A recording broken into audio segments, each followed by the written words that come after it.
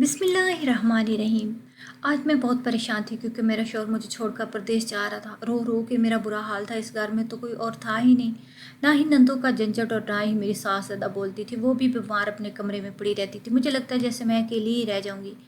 मेरा शौहर मुझे छोड़कर चला गया तो मैं किसके साथ अपने दिल की बातें किया करूंगी। पर उन्होंने जाते जाते कहा कि तुम ऐसा करना, अज़र से अपने दिल की बातें कह सकती हो। ये मेरा छोटा भाई है, तुम्हारा बहुत ख्याल रखेगा और तुम जो कहोगी वैसे ही करेगा। कभी तुम्हारी किसी बात से इनकार नहीं करेगा। तुम इसे बिल्कुल मेरी तरह ही समझ सकती हो।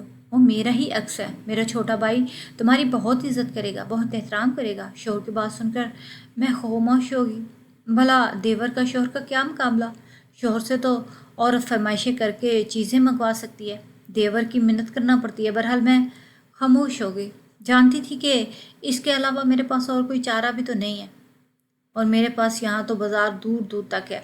मुझे कुछ भी मंगवाना होगा तो देवर को ही तो बताना पड़ेगा। ये सोचकर ही मैंने खामोशी इख्तियार कर ली थी। मैं अपने शौहर के साथ जाने के बाद परेशान अपने कमरे में बैठी हुई थी। तभी मेरा देवर अज़र मेरे कमरे में आया और बोला कि भाभी, आप मेरी बहनों की तरह हैं।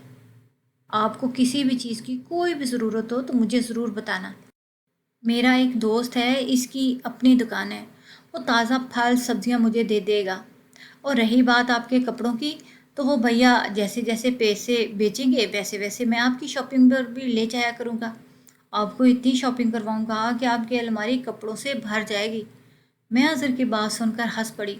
इसकी उम्र यही कोई 15-16 साल ही होगी, मगर वो बड़ी अक्ल वाली बातें करता था। खैर, अज़र के जाने के बाद मेरा दिल कुछ हल्का हो गया, पर न जाने क्यों मेरी तबीयत कुछ ख़राब सी थी। थोड़ी ही देर बाद अज़र मेरे लिए चाय बना कर ले आया और बोला कि आप चाय पी लें, आपको खामखा परेशानी हो रही है। चाय देकर वो चला गया। चाय देसी घी की बनी हुई थी, बड़ी ही मज़ेदार थी। चाय पीकर मैं सो गई और सोते हुए मुझे पता ही नहीं चला कि कितना वक्त गुजर गया।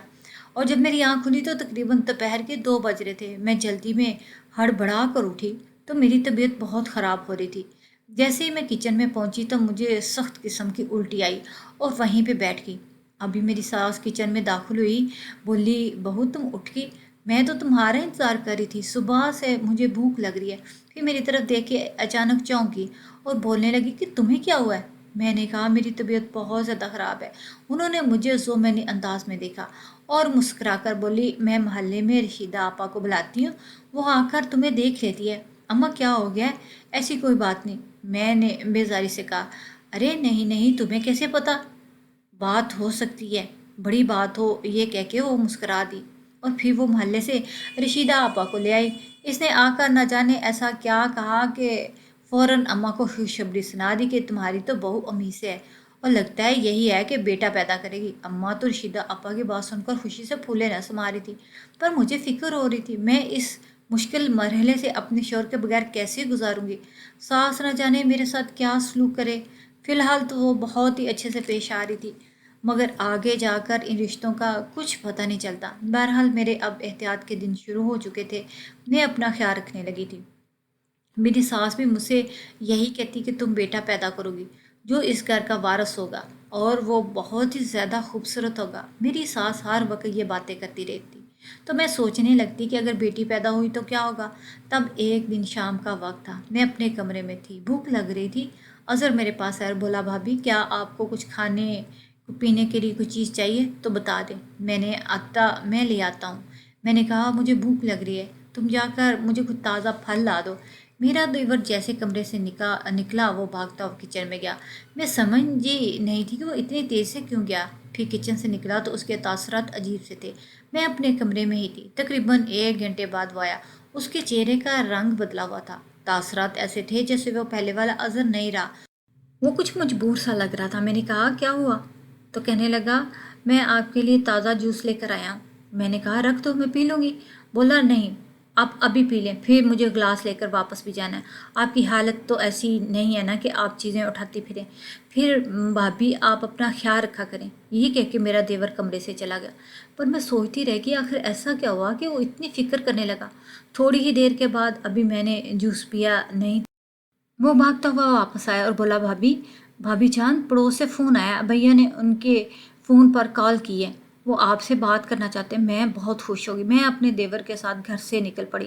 وہ مجھے پڑوسیوں کے پاس لے گیا۔ انہوں نے اپنا فون یعنی کہ لینڈ لائن فون رکھا ہوا تھا جس پر اکثر لوگ کال کیا کرتے تھے۔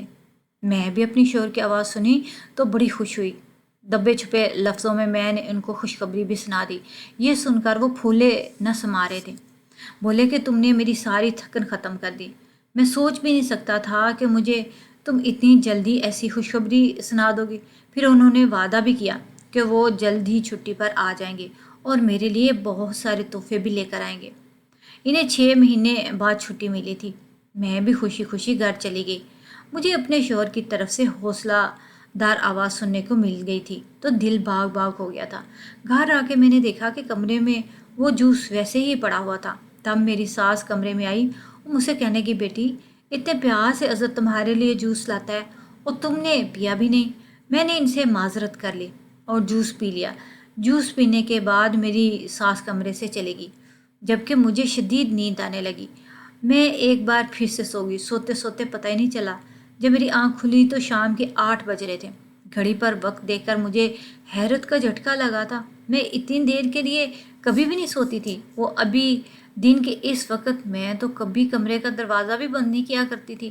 پر یہ سوچ کر مجھے بہت ہی برا لگا۔ سوچنے لگی کہ آئندہ ایسا نہیں ہوگا اور نہ میں ایسا کروں گی۔ جب بھی سونا ہوگا کمرے کا دروازہ بند کر لوں گی۔ پھر میں جوس والا گلاس اٹھا کر باہر آئی۔ کچن میں آنے سے پہلے میرے دیور نے وہ گلاس میرے ہاتھ سے لے لیا اور بولی، ارے بھابھی آپ کیوں اس طرح کرتی ہیں؟ آپ زیادہ حرکت نہ کریں، بھیا نے کہا تھا آپ کا خیال رکھنا ہے۔ وہ مجھے واپس کمرے تک چھوڑ آیا۔ میں دوبارہ اپنے کمرے میں بیٹھ گئی۔ میں نے دیکھا میری ساس بھی بڑی ہی بے صبری سے ہونے والے مہمان کا انتظار کرتی تھی، پر حالات مختلف سمت میں جا رہے تھے۔ نہ جانے کیوں مجھے لگ رہا تھا جیسے کچھ غلط ہونے جا رہا ہے۔ اس رات مجھے نیند نہیں آئی۔ صبح کے قریب مجھے نیند آئی تو دوبارہ 8-10 بجے آنکھ کھلی۔ میں باہر آئی تو میری ساس پریشان تھی۔ مجھے دیکھ کر یکدم اپنا منہ سیدھا کر لیا اور بولی، کیسی ہو بیٹی؟ اٹھ گئی ہو؟ تمہیں نیند کیسی آئی؟ ساس کے چہرے پہ عجیب سی نموست سی لگ رہی تھی۔ لگتا تھا جیسے وہ پہلے والی نہیں تھی، اب تو اس کے تیور بدلے لگے تھے۔ بیٹی میں بہت پریشان ہوں۔ اچانک میری ساس نے خاموشی توڑ دی اور بولی، کیوں پریشان؟ آپ نے میں نے وجہ پوچھی۔ آمنہ کے گھر میں مسئلہ چل رہا ہے بیٹی، اس کی چھوٹی بیٹی بیمار ہے، اوپر سے اس کی ساس نے شور مچا رکھا کہ اسے ایک بیٹا بھی چاہیے۔ کتنی بری بات ہے، بیٹا ہو یا بیٹی اللہ کے اختیار میں۔ نہ جانے لوگ بیٹیوں سے کیوں امید لگائے رکھتے ہیں کہ انہیں بیٹا پیدا کر کے دے گی۔ یہ بات سن کر میں چپ ہو گئی۔ یقیناً میری ساس اس معاملے میں بہت پریشان تھی، پر میں کیا کر سکتی تھی؟ کیا دن گزرتے گئے۔ ایک دن شام کا وقت تھا، بالکل ویسے ہی میں پہلے دن بیٹھی تھی۔ میرا دیور میرے پاس ایک بار پھر جوس کا گلاس لے آیا اور بولا، بھابھی آپ کو پتہ ہے میں تازہ پھلوں کا جوس آپ کے لیے لایا ہوں، پیتے ہی بہت اچھا محسوس ہوگا آپ کو، اور روزانہ مجھ سے فرمائش کر کے یہ جوس بنوائیں گے۔ یہ سن کر میں نے اشتعال میں وہ جوس سارا اسی وقت پی لیا۔ میرا دیور بھی کمرے سے ہنستا ہوا چلا گیا، پر ابھی 15 منٹ ہی گزرے تھے کہ میرے پیٹ میں شدید درد اٹھنے لگا۔ مجھے لگا کہ شاید جوس پینے سے درد ہوا ہے، پر ایسا نہیں تھا۔ یہ درد عجیب قسم کا تھا۔ مجھے دیکھ کر لگتا تھا جیسے میں ابھی مر جاؤں گی، پر میں برداشت کر رہی تھی، یہ سوچ کر کہ ایسا تو ان حالات میں ہوتا ہی۔ لیکن جب درد ختم نہ ہوا تو میں سوچنے لگی کہ کیا کروں۔ دل بہت ہی بھاری ہو رہا تھا، یہاں تک کہ میں بے ہوش ہو گئی۔ میری تکلیف اس قدر تھی کہ میں نے چیخیں مارنا شروع کر دی۔ میری ساس دوسرے کمرے سے آئی، بولی کہ تمہیں ہاسپٹل لے کر جانا پڑے گا، تمہاری حالت تو بہت ہی خراب ہے۔ پھر جیسے ہی مجھے ہاسپٹل لے کر جایا گیا، میرے تو جیسے آنکھوں میں غنودگی سی چھا گئی تھی، یا پھر ان لوگوں نے مجھے بے ہوش کر دیا۔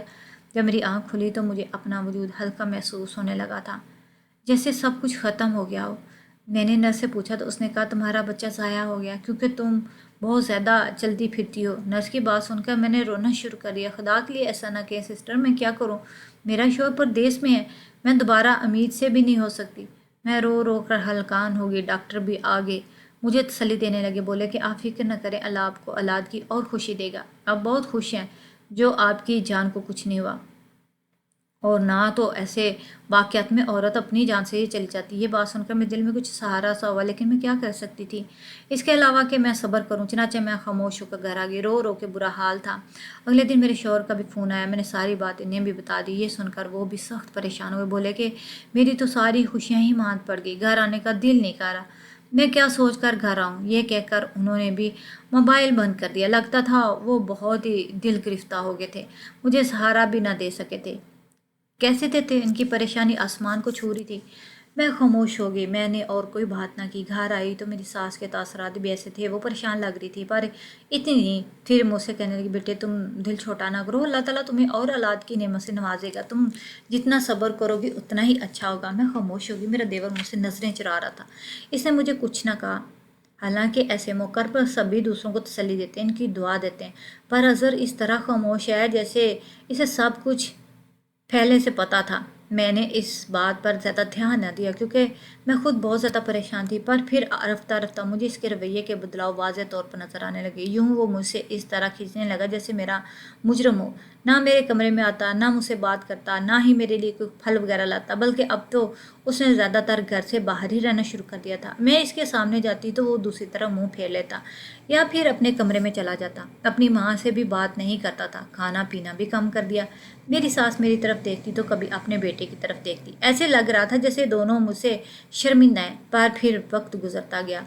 3-7 महीने बाद मेरे शोहर भी घर आ गए। इनसे शायद सब्र नहीं हुआ था अपनी औलाद के जाने का सुनकर, बहुत ही परेशान हो। घर आए तो मेरे गम का कुछ दावा हो गया था। कहने लगे, अल्लाह हमें और औलाद देगा, मुझे बहुत अच्छी नौकरी मिली, इंशाल्लाह मैं यहाँ पे सेट हो जाऊंगा, तुम देख लेना, कुछ ही दिनों के अंदर अंदर हमारा अपना घर होगा, किराए के मकान से भी निजात मिल जाएगी। मैं अपने शोहर की बात सुनकर बहुत खुश हो गई थी। मैंने अपने दिल को तसल्ली दे दी। इतने में इनके जाने का वक्त आ गया। वो 2-3 हफ्ते के लिए आए थे, फिर वापस चले गए। इनके जाने के दूसरे ही दिन मेरी सास ने नंद को घर बुला लिया था कि ये उम्मीद से है, इनकी पलोठी की औलाद है, बहुत ज़्यादा परेशान है, अगर मैं इसे वहाँ रखूँगी तो इसकी सास इसके साथ अच्छा सलूक नहीं करेगी, सो अपनी बेटी के लिए मैं इसकी खिदमत का इंतज़ाम किसी घर में करूँगी। आखिर ये मेरे बेटे का घर है। मेरी सास बार बार यही बात जतला रही थी, पर मैंने अपनी सास की किसी बात का जवाब नहीं दिया। मेरी सास का रवैया भी बदल चुका था। बच्चा ज़ाया होने के बाद ना ही उन्होंने मुझसे कोई बातचीत खास की और ना ही कभी मेरा ख्याल रखा था। असल का रवैया भी तभी मेरे साथ अच्छा था जब मैं उम्मीद से थी। अब सब लोग मेरी नंद की खिदमतें करने लगे। मेरी नंद तो सुबह शाम अपने नखरे उठवाती, मुझसे भी इस तरह बात करती जैसे मैं इसकी नौकरानी, और जैसे कि वो लाखों करोड़ों की जायदाद की अकेली वारिस पैदा करने जा रही हो, सो इसकी कदर की जाए। जितनी खिदमत मेरी सास ने अपनी बेटी की थी, इसके आधे से आधे हिस्से भी मेरे लिए नहीं की थी। बल्कि मेरी सास मुझसे बात नहीं करती थी, मेरा देवर ही मेरा ख्याल रखता था, मुझे चीज़ें ला कर देता था। नंद की खिदमत करने के लिए मुझे अक्सर किचन में जाना पड़ता। वैसे तो अपने हाथों से ही नंद को ज़्यादा चीज़ें बना कर देती थी। उस दिन मैं अतफाकिया किचन में गई, जो सर मशीन के यूसर मशीन के पीछे पड़ी एक पैकेट पर नज़र पड़ी तो मैं उठाकर देखा, ये कुछ अजीब सा पैकेट था जिसमें पाउडर सा था। पाउडर को चेक करके देखा तो मीठा सा था। मैं इसे पास रख के सोचा कि देखूंगी कि इसमें क्या है। पाउडर काफ़ी सारा था। मैंने इसे कमरे में ला के रख दिया। इस पर किसी किस्म की हदायत नहीं लिखी थी। मैंने वही पाउडर अपनी वालदा को दिखाया तो बोली, अरे बेटे ये तो बड़ा ही मशहूर पाउडर है, इस इलाके में तो 40 सालों से चला आ रहा है।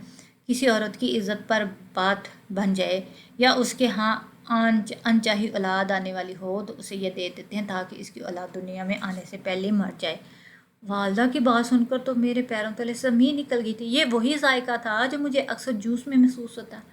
मेरे तो तन बदन में आग लगी। क्या ये सब कुछ मेरे देवर की साजिश थी? यानी कि यकीनन नहीं, मेरे देवर के पास तो जूस बनाने का वक्त कहाँ था। यकीनन मेरी सास ने ये सब किया होगा, पर क्यों, क्या, पर ये मेरी समझ से बाहर था। मैंने सास से बदला लेने की ठान ही ली थी। सोच लिया कि इनके साथ भी वही करूँगी जो उन्होंने मेरे साथ किया, लेकिन इस तरीके से कि अल्ज़ाम भी मुझ पर ना आए। 2-3 दिन गुजर गए। मैंने अपने देवर को बुलाया, इसे लाख पूछने की कोशिश की कि वो जूस तुम बनाया करते थे वो कैसे बनाते थे, बड़ा ही मज़े का होता था। अगर मुझे अभी भी बना कर दो तो मैं पीऊँगी, ढेर सारा जूस पीऊँगी। मुझे कमज़ोरी महसूस हो रही है, बदले में तुम जो कहोगे मैं तुम्हें बना कर खिलाऊँगी। वो जूस बनाने का तरीका तो बताओ। इस पर अज़र परेशान हो गया, बोला कि मैं आपको बनाना तो नहीं सिखा सकता, मुझे अम्मा ही बना कर देती थी। अब एक बात की तस्दीक तो हो चुकी थी कि मेरी सास ने इसीलिए ऐसा किया कि मुझे इन पे शक ना हो और अज़र के हाथ से जूस फटाफट पी लो। अब मेरे जहन में वो पूरा मंसूबा बैठ चुका था। मैंने अगले दिन घर में मशहूर कर दिया कि मैं दोबारा अमीर से हूँ। मेरी सास ये देखते ही बाजार तो खुश होगी, लेकिन इनके चेहरे पर तो मुस्कुराहट थी, पर आंखों में कुछ और ही था। लगता था जैसे वो मुझसे इस बात पे खफा हो या मुझसे किसी बात का बदला ले रही हूँ। मैंने ऐसी अपनी सास को ये इशारा कर दिया कि इस बार भी मुझे बेटा ही पैदा होगा। 2-3 दिन गुजरने گزرے تھے کہ میری ساس نے وہ خود ہی حرکت شروع کر دی، بازار سے تازہ پھل منگواتی، ان کا جوس نکالتی اور اظہر کے ہاتھ مجھے بجوا دیتی۔ میری اپنی نند کے ساتھ اچھی دوستی تھی۔ میں نے کہا کہ تمہاری والدہ میرا بہت خیال رکھتی ہے پر تمہیں کچھ نہیں دیتی، انہوں نے میرے لیے جوس بنوایا پر تمہیں شاید وہ جوس نہیں دیتی، تم بھی پی لو، صحت کے لیے اچھا ہوتا ہے۔ میری نند نے وہ جوس فٹافٹ پی لیا کیونکہ اس کی ماں نے جو بنایا تھا، اس نے خود اپنی ماں کو جوس بناتے دیکھا تھا، سو شک کی گنجائش ہی نہیں تھی۔ جب میری ساس نے مجھے وہ جوس ہاتھ میں تھمایا تب میری نند اور میں دونوں ہی کچن میں تھی، اور اس کے سامنے میں نے اپنی ساس سے جوس لیا، سو میں نے اس کے سامنے کچھ ملایا بھی نہیں تھا۔ یوں میری ساس تو چلے گی، میری نند نے جوس پی لیا۔ میں نے تقریباً 2-3 بار ایسا ہی کیا کہ مختلف موقعوں پر ساس سے وہ جوس لے کر نند کو پلا دیتی۔ ساس کو ایسے دکھائی دیتا جیسے جوس میں نے ہی پیا ہو۔ خدا جانے میری ساس کیا چاہتی تھی، میں ہمیشہ بے اولاد رہوں، حالانکہ کوئی ساس نہیں چاہتی کہ اس کی اولاد بے اولاد رہے، وہ کتنی بری کیوں نہ ہو، کیونکہ سے اپنے بیٹے کی فکر ہوتی ہے، پر اب جو ہونے والا تھا میری ساس نے سوچا بھی نہیں تھا۔ 2-3 دن بعد میری نند کی حالت اچانک خراب ہو گئی، اسے ہاسپٹل لے گئے۔ اب ہاسپٹل کے عملے نے بتایا کہ آپ کی بیٹی نے بچہ ضائع کرنے کی گولی کھائی ہے، تبھی اسے یہ سب ہوا ہے۔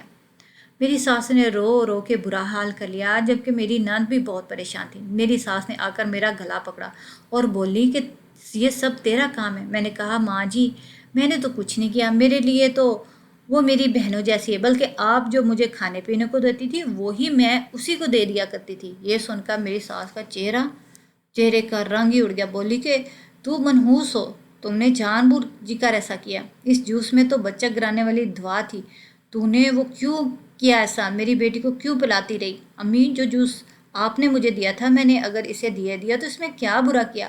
آپ نے میرے لیے برا سوچا، میں نے آپ کی بیٹی کے لیے اچھا سوچا نا، میں نے اس کو اس لیے یہ دیا تاکہ اس کی صحت اچھی ہو اور اس پہ اچھا اثر پڑے۔ ساس کے پاس کوئی جواب نہیں تھا، وہ اپنے بیٹے کی بھی یہ شکایت نہیں لگا سکتی تھی اور نہ ہی کسی اور کو یہ کہہ سکتی تھی۔ چھوٹا بیٹا تو پہلے ان کے راز سے واقف تھا، لیکن بڑے بیٹے کو بتا کر اپنے مخالف نہیں کرنا چاہتی تھی۔ یوں یہ بات چپ چاپ ختم ہو گئی، پر میری ساس نے ایک سبق سیکھ لیا کہ جب بیٹی کی گود اجڑتی ہے تو بہت دکھ ہوتا ہے۔ اسی وجہ سے میرے اوپر تلے 3 بیٹے ہوئے، پر میری ساس سے دوبارہ ایسی کوئی حرکت نہیں کی، کیونکہ میں نے انہیں سبق سکھا دیا تھا، ایسا کریں گی تو ویسا ہی بھریں گی۔ آپ کے خیال میں